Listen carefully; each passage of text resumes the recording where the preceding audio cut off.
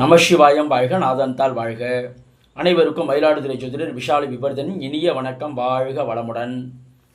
வருகின்ற மே 2024 நிகழ்கின்ற இந்த குரு பெயர்ச்சியால் நன்மைகளை மட்டுமே அடைய இருக்கின்ற 4 ராசிகளை இந்த பதிவில் பார்ப்போம்.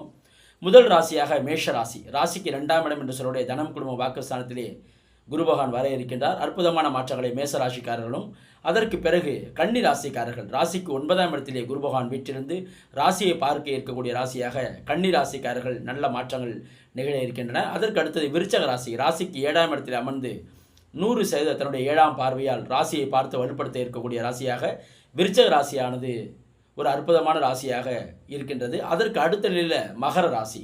ராசிக்கு 5ஆம் இடத்திலே குரு பகவான் வீற்றிருந்து தன்னுடைய 9ஆம் பார்வையால் ராசியை பார்க்கக்கூடிய அமைப்பானது ஒரு மகர ராசிக்காரர்கள் ஒரு மிகச்சிறந்த நல்ல மாற்றங்களை அடைய இருக்கின்றார்கள் என்று சொல்லலாம்.